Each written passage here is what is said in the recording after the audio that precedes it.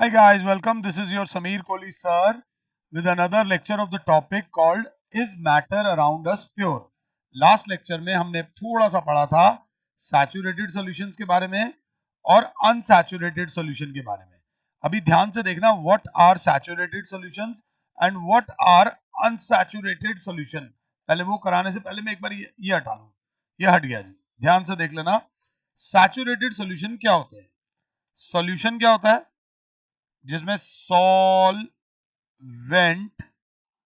Plus solute के homogeneous mixture को हम सॉल्यूशन बोलते हैं. सपोज एक ये बस है जिसमें ये सीट्स हैं. ये मैं सीट्स बना रहा हूं. ध्यान देना, प्लीज बात को समझना. मैंने सॉल्वेंट को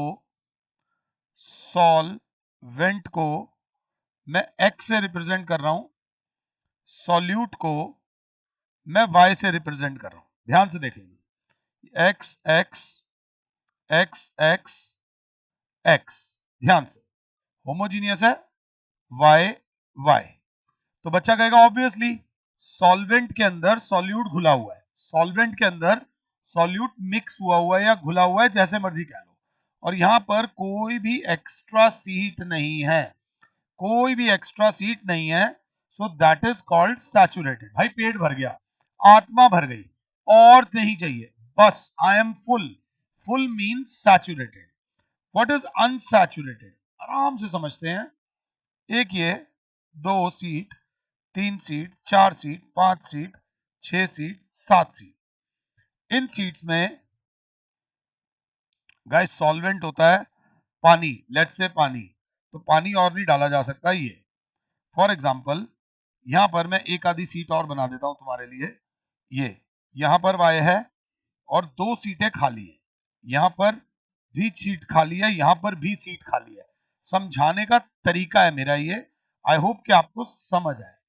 सर यहां पर इन 2 सीटों में वाई आ सकता है और वाई आ सकता है. जहां पर पेट में थोड़ी सी जगह हो, अभी अनसैचुरेटेड हूं. जहां पर पेट में बिल्कुल जगह नहीं है, यार मेरा दिल पेट भर गया, दिल भी भर गया, पेट भी भर गया, दैट इज सैचुरेटेड. तो what is a saturated solution? A solution in which no more solute can be added at that given temperature. उस पर्टिकुलर टेम्परेचर पे और सॉल्यूट नहीं डलेगा. तुमने एक ग्लास पानी लिया, उसमें 1 चम्मच चीनी डाली, घोल दी, घुल गई. एक और चम्मच चीनी डाली, घोल दी, घुल गई. उसमें एक और चम्मच चीनी डाली, घोल दी, घुल गई. अब और जो डाली तो थोड़ी घुली, बाकी अब घुल ही नहीं रही. अब घुल ही नहीं रही मींस वो सॉल्यूशन एक सैचुरेटेड सॉल्यूशन है एट गिवन टेम्परेचर. इसमें टेम्परेचर का काफी रोल होता है. टेम्परेचर का आपके टेम्पर में भी काफी रोल होता है. अगर आपको गुस्सा आ जाए, आपका टेम्परेचर बढ़ता है. जब आप शांत हो तब आपका टेम्परेचर लोअर डाउन, शांत, सही रहता है. तो अब सबसे पहले इसकी definition. A solution in which more solute can be easily added at that particular temperature. अब बच्चा कहेगा ये दोनों पॉइंट समझ आ गए सर, बिल्कुल समझ आ गए. यहां पर एक और पॉइंट लिख दो सर, यहां पर एक और पॉइंट लिख दो, अपने आप से खुद देखो. बच्चा कहेगा सर यहां पर नो सीट्स, यहां पर सीट ही नहीं है भाई साहब. हमने आपको बता दिया जगह ही नहीं है. अब जगह होती तो हम बिठाते ना. जगह नहीं है भाई साहब, जगह बनाओ. जगह कैसे बनाए? आपको जगह बनाएंगे, किसी और वाई को हटा के एक और वाई ले आएंगे. वो भी वाई है, वो भी वाई है, तो कोई फर्क ही नहीं पड़ना. इसमें कोई जान पहचान नहीं लग रही कि हमारा एडमिशन हो जाए और किसी का ना हो. ये सिंपल है. जो हटेगा वो वाई हटेगा, तो वाई ले आओगे तो कोई फर्क नहीं पड़ेगा. तो यहां पर बच्चा बोलेगा there is no space between solute and solvent. यहां पर बच्चा बोलेगा there are spaces left between solute and solvent. यहां पर सॉल्यूट और सॉल्वेंट के अंदर जगह होती है। अगर आपने फर्स्ट चैप्टर मैटर पढ़ा है, अगर मैटर पढ़ा है तो यहां मैं साइंस में आगे जाने से पहले टेम्परेचर को मैंने स्पेशली हाईलाइट करा है। तो टेम्परेचर का क्या रोल होता है, उस टॉपिक को बोलते हैं इफेक्ट, उसको बोलते हैं effect of heating and cooling on a saturated solution. बेटा आराम से समझना, प्यार से समझाने की कोशिश कर रहा हूं।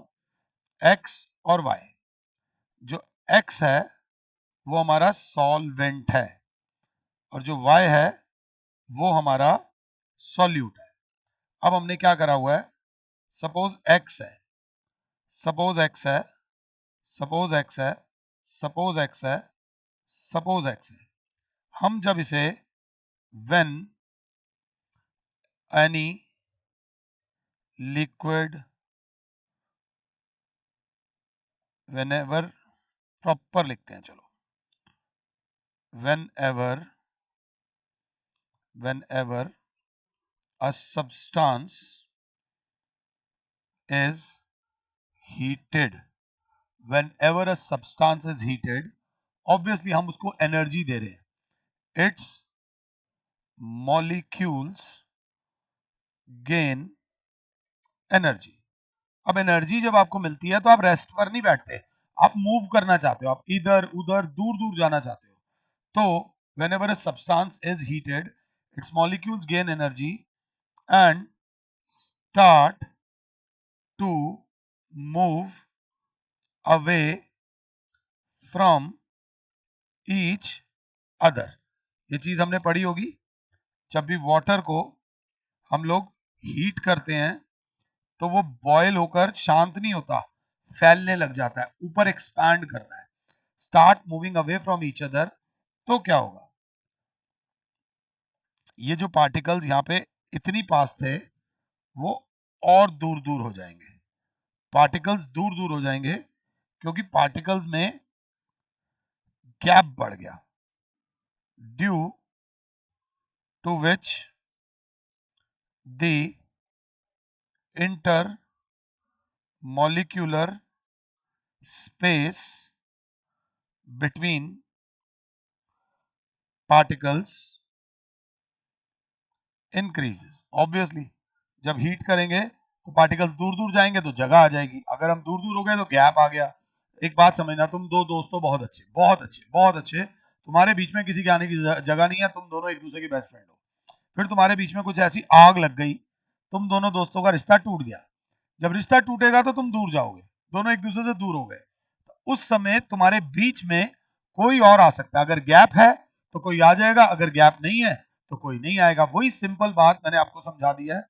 सो due to which the intermolecular space between the particles increases and more solute particles can be added to it। सिंपल सी बात है, जब भी किसी भी चीज को हीट करेंगे, अब बच्चा कहेगा इससे ऑपोजिट क्या होगा, माइनस हीट, मतलब जब भी पार्टिकल्स को कूल करेंगे। whenever a substance is cooled, cooled का मतलब होता है हम उससे हीट is taken out, तो its molecules lose energy and start coming closer। Particles और पास पास आने लग जाते हैं, पार्टिकल्स पास पास जब आने लग जाते हैं, वही एक्स एक्स वाले पार्टिकल्स आपस में जब पास पास आ जाएंगे, due to which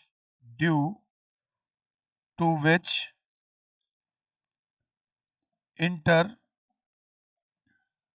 molecular space between them decreases and it becomes difficult for solute particles to move in. अब क्योंकि जगह ही नहीं है तो अंदर आना मुश्किल हो जाता है। बर्फ में कोई चीज घोली नहीं जा सकती, बर्फ को पानी में घोला जाता है, बर्फ में किसी चीज को घोला नहीं जाता। पानी में डाल दी कोई चीज, पानी को गर्म करा जल्दी घुल गया, पानी को ठंडा करा बर्फ बनाया, उसमें कुछ बर्फ के अंदर कुछ जा ही नहीं सकता क्योंकि पार्टिकल्स बहुत क्लोज होते हैं। बच्चा कहेगा सीधी साधारण भाषा में, आप मॉरल ऑफ द स्टोरी क्या है? मैंने कहा मॉरल ऑफ द स्टोरी मैं आपको बता रहा हूं, मैंने काला काला करा है, आप रिवाइंड करके देख सकते हो। मॉरल ऑफ द स्टोरी ये है, when a substance when a substance is heated, its solubility increases. Its solubility increases, and whenever a substance is cooled, its solubility decreases. अगर मम्मी को शिकंजी बनानी है, हमारे शिकंजी नींबू पानी जिसमें पानी चीनी और नींबू डालते हैं और 50 लोगों के लिए बनानी है, तो 50 लोगों के लिए नॉर्मल पानी में नहीं घोलेंगी, पानी को उबाला जाता है, चीनी को डाला जाता है, टेम्परेचर ज्यादा होता है, चीनी अपने आप घुल जाती है, फिर उसमें नॉर्मल पानी को डाला जाता है, और जैसे ही नॉर्मल पानी को डाला जाता है वो आराम से उस वाले पानी में मिक्स हो जाता है। तो सर व्हाट इज सॉल्यूबिलिटी? हर बंदे की अपनी एबिलिटी होती है। मैं 10 सेकंड्स में कितना भाग सकता हूं? मैंने बोला 70 मीटर। एक और बंदा है जो 10 सेकंड में 200 मीटर भाग सकता है, तो उसकी रनिंग कैपेसिटी ज्यादा है, मेरी रनिंग कैपेसिटी कम है। वैसे ही सॉल्युबिलिटी, तो सॉल्युबिलिटी की डेफिनेशन जरा ध्यान से देख लेना। Is defined as the amount of solute that can be added to 100 grams of solvent। एक सॉल्वेंट 100 ग्राम सॉल्वेंट में कितना सोल्यूट डाला जा सकता है, और एट अ स्पेसिफाइड टेम्परेचर। अगर ज्यादा टेम्परेचर पे डालोगे तो और माल डल जाएगा, और अगर कम टेम्परेचर पे डालोगे तो कम चीज डलेगी। इसे सॉल्युबिलिटी कहते हैं। बात समझ लेना, उन्होंने बोला है 12 grams of potassium sulfate dissolves 75 grams of water at 60 degree. What is the solubility? What is the solubility? 12 gram potassium sulphate dissolves in 75 grams of water। तो अगर 75 ग्राम्स में 12 ग्राम जा रहा है, 75 ग्राम्स में 12 ग्राम ही घुल पा रहा है, तो 1 ग्राम में घुलेगा 12/75। हमें चाहिए 100 ग्राम में कितना घुलेगा, तो 12/75 इंटू 100। यूनिटरी मेथड है, बहुत न्यूमेरिकल्स करेंगे। 25 3 जा 25 4 जा 48 ग्राम्स घुल जाएगा 100 ग्राम में। तो उसकी सॉल्युबिलिटी जो है वो 48 ग्राम्स है। ये बेसिक एक एग्जांपल दिया हुआ था।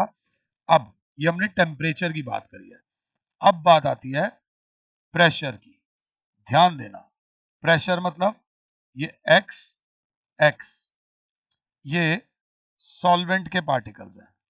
अगर इन पे प्रेशर अप्लाइज, अगर if pressure is applied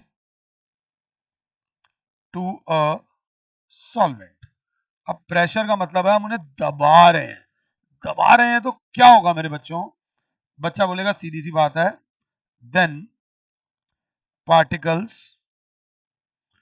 will come closer. अगर आप प्रेशर लगाओगे तो वो पार्टिकल्स पास पास आ जाएंगे। Due to which there will be less और नो स्पेस, या तो कम या no space left between solvent particles. अब जब जगह ही नहीं है तो हम किसी को क्या बुलाएंगे?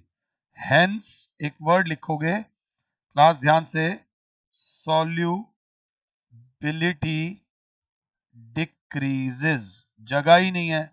हाँ, अब इसका उल्टा यहां पर खुद लिखो, इफ प्रेशर इज रिलीज्ड, अगर प्रेशर रिलीज कर दिया जाए, छोड़ दिया जाए, उनको खोल दिया जाए, तो मॉलिक्यूल्स दूर दूर हो जाएंगे और पार्टिकल्स के आने की जगह बन जाएगी और प्रेशर कम होने से सॉल्युबिलिटी इंक्रीज हो जाती है।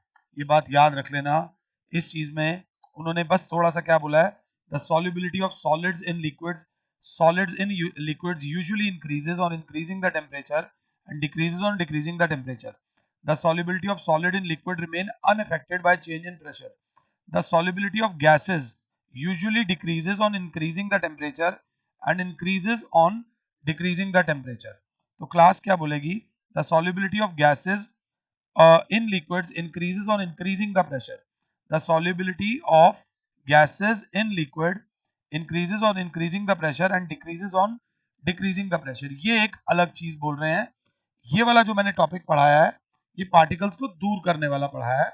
वो कहते हैं कि अगर गैस को लिक्विड में मिक्स करना है, अगर गैस को लिक्विड के अंदर डालना है, तो अगर हम प्रेशर लगाएंगे, प्रेशर इंक्रीज करने से प्रेशर इंक्रीज करने से gas will be easily mixed, gas will be easily mixed, मतलब हम बोल देंगे सॉल्युबिलिटी इंक्रीजेस। ये वो वाली सॉल्युबिलिटी बोल रहे हैं।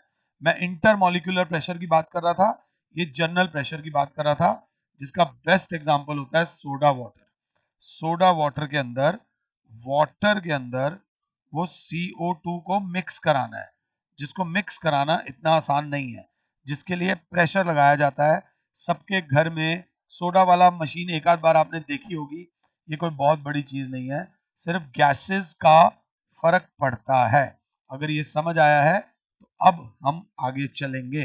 अब हम आगे चले और कहीं पर आइस थी मेरे पास, मैं आइस लाया और मैंने खुले में वो आइस रख दी और वो आइस मेल्ट करके वाटर बन गई और मैं रोने लगा। तो क्या ये रोने वाली बात है या नहीं? क्या ये रोने वाली बात है या नहीं? प्लीज मेरी बात समझना। तो एक बच्चा बोलेगा ये रोने वाली बात नहीं है, अगर आप वाटर को दोबारा से कूल या फ्रीज कर लोगे तो वो दोबारा आइस बन जाएगी। ये तो बिना बात के आप टेंशन ले रहे हो। मैं हंस पड़ा आराम से। मैं कहीं पर आटा लाया, मैं कहीं पे क्या लाया? आटा। मुझे इस आटे को स्टोर करना था। किसी ने इस आटे को मिक्स विद वाटर कर दिया और रोटी बना ली। मैं फिर रोने लग गया कि मेरा आटा खराब हो गया। ये दुनिया का लास्ट आटा था, सपोज कर लो, और आटा था ही नहीं। तो यहां मेरा रोना सही है? बच्चा कहेगा सर यहां आपका रोना बिल्कुल सही है, क्योंकि वो जो रोटी बन गई है, उस रोटी में से वापस आटा निकालना इम्पॉसिबल है। हाँ, आइस जो वाटर में मिक्स हो गई है, उसको दोबारा आइस बनाना बहुत इजी है, बट आटे से पानी में मिक्स करके और फिर जो हीट करके रोटी बन गई है, उस रोटी से वापस वो आटा रिकवर करना आसान नहीं है। हालांकि दोनों जगह पर चेंजेस हुए थे, चेंज यहां पर भी हुआ, चेंज यहां पर भी हुआ, बट जो चेंज यहां पर हुआ उस चेंज को बोलते हैं पीसी, और यहां जो चेंज हुआ उसको बोलते हैं सीसी। पीसी मतलब क्लास बोलेगी फिजिकल चेंज, और इसको बोलते हैं केमिकल चेंज। थोड़ा सा ध्यान से देख लेना, बहुत इंपॉर्टेंट है। those those changes which usually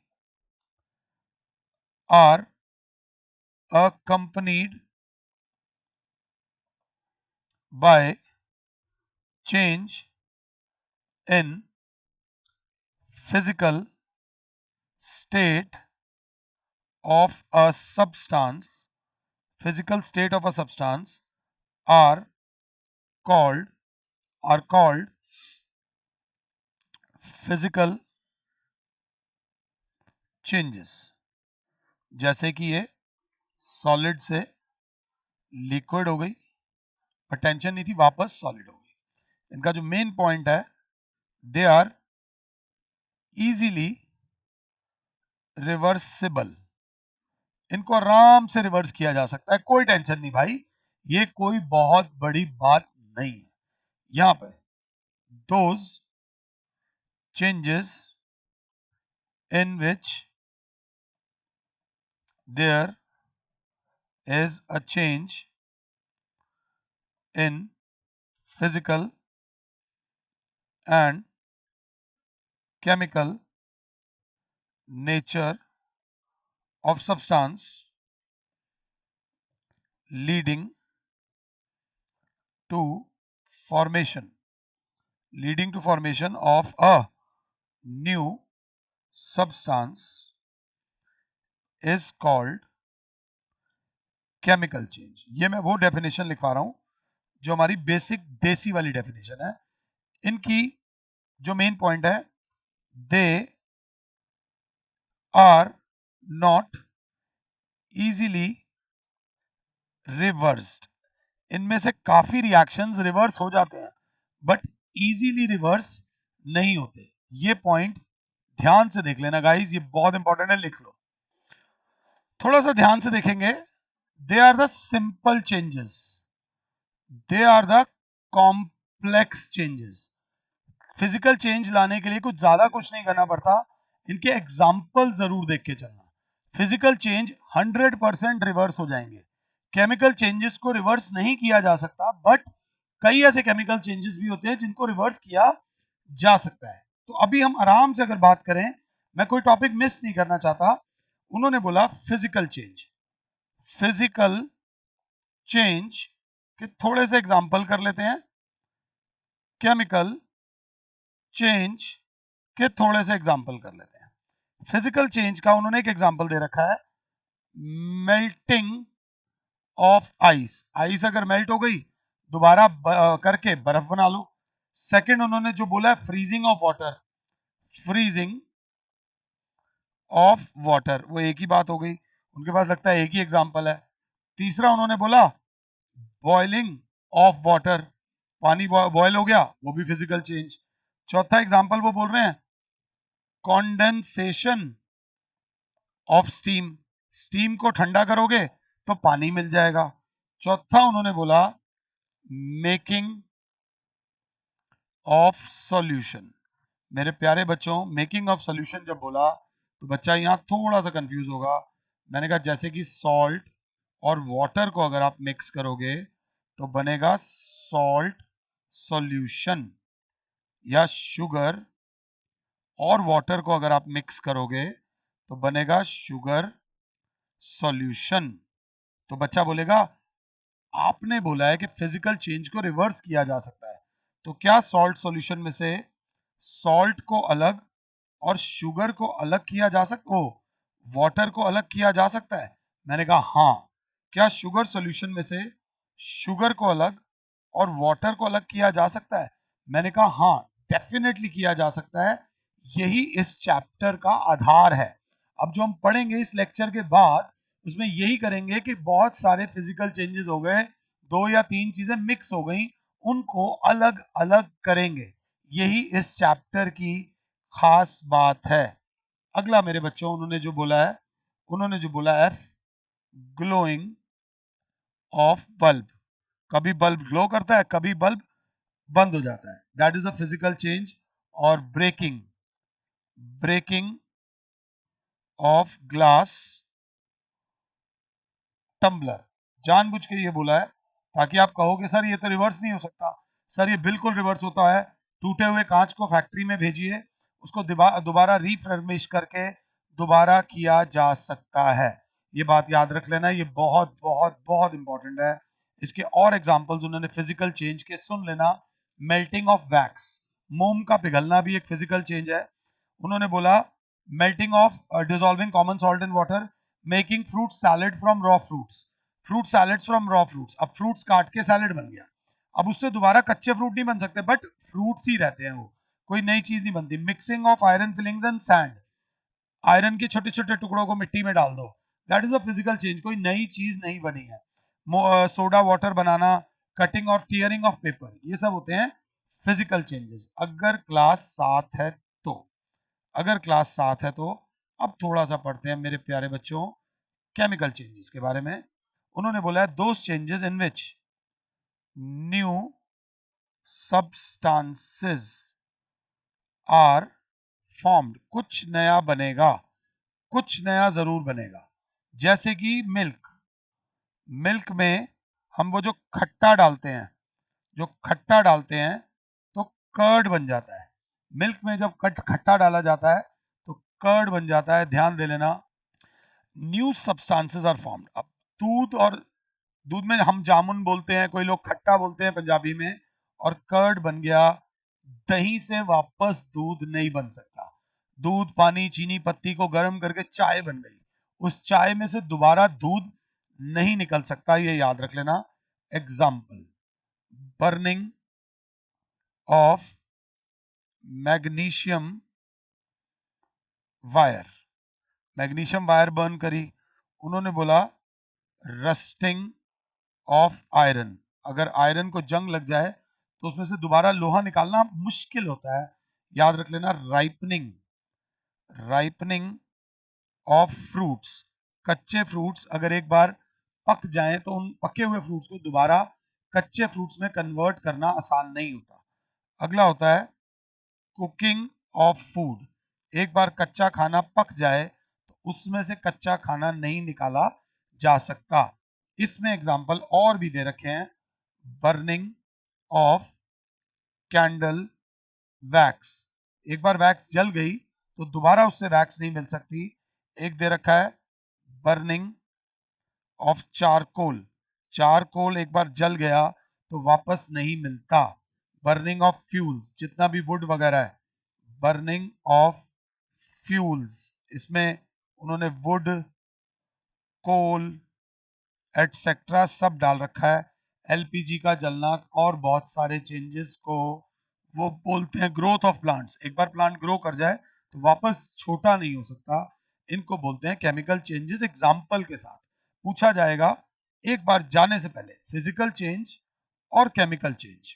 वो कहते हैं what is the difference between physical change and chemical change. तो पहला चेंज है no new substance is formed, ये याद रख लेना, कुछ नया नहीं बनता। New substance is always formed. Example देता हूं एक और, लो बहुत अच्छा एग्जाम्पल देता हूं। हाइड्रोजन एक गैस होती है जिसमें आग लगती है, जब वो ऑक्सीजन के साथ कंबाइन करती है, ऑक्सीजन आग लगने में मदद करती है, दोनों मिलकर बनाते हैं वाटर, वाटर जो आग बुझाने के काम आता है। सो ये इसका बेस्ट एग्जांपल है। A physical change is a temporary change, a physical change is a temporary change, इसको बोलेंगे परमानेंट चेंज। एक बार हो गया तो हो गया, बहुत एफर्ट्स लगाने पड़ेंगे, वापस जाने में most of the times impossible. ये इजीली होएगा ही होएगा, इजीली रिवर्सिबल है। This is usually usually irreversible है, बट काफी केमिकल चेंजेस भी रिवर्स हो जाते हैं, बट बहुत एफर्ट्स लगते हैं। इसमें very little energy is usually absorbed or given out, इसको करने के लिए कोई बहुत ज्यादा एनर्जी का बहुत ज्यादा लेन देन नहीं करना पड़ता, ये पॉइंट ध्यान से सुन लेना। यूजुअली गुड, या फिर वर्ड लिख देना कंसिडरेबल, कि गिना जा सकता है, फ्री वाला नहीं है ये, वो एक पॉपकॉर्न नहीं है जो आपने खा लिया रेडी से, इसके पैसे देने पड़ेंगे। Good amount of energy is usually absorbed or given out after a chemical reaction। ये अच्छे स्कूल्स, जितने भी स्कूल्स टफ पेपर देते हैं उन स्कूल्स में ये क्वेश्चन आ सकता है। यहाँ पे the mass of substance, the mass of substance do not change in a physical reaction. यहां पर क्या होता है, mass of the substance does change, क्योंकि यहां पर जब हाइड्रोजन से वाटर बन गया तो हाइड्रोजन तो खत्म ही हो गया। मास ऑफ हाइड्रो, अबे मेरा हाइड्रोजन खो गया। अरे भाई तेरा हाइड्रोजन खोया नहीं है, तेरा हाइड्रोजन सारा पानी बनाने में चला गया मगर हाइड्रोजन गायब हो गया। तो इसमें mass of substance usually changes, या ऑल्टर वर्ड आ जाएगा, in a chemical reaction, in a chemical reaction. Exam में स्कूल एग्जाम में फिजिकल चेंज और केमिकल चेंज जरूर पढ़ के जाना। It is a 4 star important topic. 5 में से मैं इसे 4 स्टार दूंगा। ये क्वेश्चन जरूर जरूर जरूर पूछा जाएगा आपसे, इसको हल्के में मत लेना। इसके एग्जाम्पल्स भी हमने डिस्कस करे हैं। अब इन द नेक्स्ट लेक्चर आने से पहले मम्मी घर में लाई एप्पल, मम्मी घर में लाई पनीर। ऑब्वियसली दोनों को वॉश करके ही खाओगे, बट पनीर को जब वॉश करते हैं वो सॉफ्टली करते हैं, एप्पल को जो वॉश करते हैं वो हार्ड वॉश होता है। Hard wash in the sense properly धोने के बाद ऐसे पोंछा जाता है। जिस तरीके से एप्पल को धोया जाता है और पोंछा जाता है, अगर उस तरीके से पनीर को धोया और पोंछा जाएगा तो सारे का सारा पनीर बह जाएगा। तो बेसिकली अब हमने इस चैप्टर में फिजिकल चेंजेस के बारे में पढ़ना है। जो जो फिजिकल चेंजेस हो गए हैं वहां से वापस कैसे आए। बाई चांस दो चीजें हमारी मिक्स हो गई हैं, उन चीजों को अलग कैसे करें, तो वो टॉपिक को हम लोग बोलते हैं, we call it as separation of mixtures. Separation of mixtures, दो चीजों को अलग करना है तो कैसे करें, इसके लिए पहली टिप बता दूं, वी मस्ट नो और learn the properties of substances to be separated। जिनको हम अलग करने वाले हैं उनकी प्रॉपर्टीज के बारे में हमें पता होना चाहिए। अगर प्रॉपर्टीज के बारे में पता नहीं होगा तो गड़बड़ रहेगी, ये याद रख लीजिएगा। अगले लेक्चर में हम ये करेंगे। फिलहाल के लिए your Sameer sir is saying you goodbye, God bless all, जय माता।